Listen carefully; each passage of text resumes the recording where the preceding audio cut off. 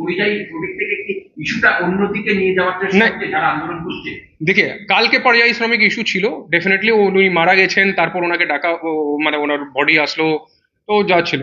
লেকিন আজকে পরিযায়ী শ্রমিক বলে ইস্যু শুরু হয়েছিল, লেকিন ও খালি ওখানে ভায়োলেন্স করারই আলটিমেটলি চেষ্টা ছিল, যার জন্য পুলিশকে লাঠিচার্জ করতে হবে। ঠিক আছে, বেলডাঙ্গার যারা বাসিন্দা রয়েছেন, পাশাপাশি যারা ব্যবসায়িক রয়েছেন, আজকে দোকান। আচ্ছা, কালকে আপনাকে পুলিশ সেভ করেছে, আপনি জানেন, আইসি হরিয়ারপাড়া, আপনি এখানে আছেন, আপনারা সবাইকে বলবো আপনি ওখানে ছিলেন, আপনাকে আইসি হরিয়ারপাড়া যখন পাবলিক হো হো করে আসলো আপনাকে সেভ করলো, তারপর ছাড়া এবিপি আনন্দ আসতে বলুন না, এখানেই তো আছে। আমি ওখানে ছিলাম না, আমি দেখলাম না, যে হেল্প করেনি এই আমাদেরকে একটু দেখতে হবে, আই এম নট কনফার্ম। ঠিক আছে স্যার, আজকে যে ঘটনাটা ঘটেছে তারা বলছেন যে এ ধরনের তারা বন্ধ সমর্থন করছেন না, আজকে পুলিশের অ্যাকশনে তারা ভূমিকা, পুলিশের ভূমিকায় তারা সন্তুষ্ট, এরকম কি আবার অবরোধ হলে পুলিশ এরকম সক্রিয় হবে? देखिए एकदम लास्ट কথা আমি বলছি,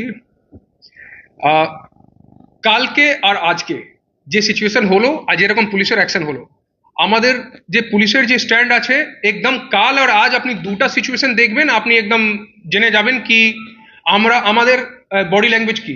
আপনি এখন কোনো জেনুইন ক্ষোভ নিয়ে যখন আপনি একটা কোনো ইস্যু নিয়ে আপনি যখন কথা বলতে চাইছেন, আমরা কথা বলবো, যখন আপনি পথর চালাবেন, ঝামেলা করবেন, বস ভাঙচুর করবেন, আমরা মারবো, সিধা সিচুয়েশন। এখন মেরে এখন কেস করব, কেস করে অ্যারেস্ট করে এন্ড তারপর রিমান্ডে নেবো, এন্ড উইল মেক শিওর কে কে এদের যে এই যে আইডেন্টিফাই হচ্ছে। এখন আমাদের এখন টিম ঘুরছে, যে সোশ্যাল মিডিয়া দেখে দেখে অনেকটা ভিডিওগুলো ভাইরাল হয়েছে, ওখান থেকে দেখে দেখে আমরা 5 জনকে, তারপর ঘটনার পরে 5-6 জনকে আমরা তুলেছি, যে একদম পোস্ট দেখে সোশ্যাল মিডিয়া ভিডিও দেখে দেখে আমরা তুলছি।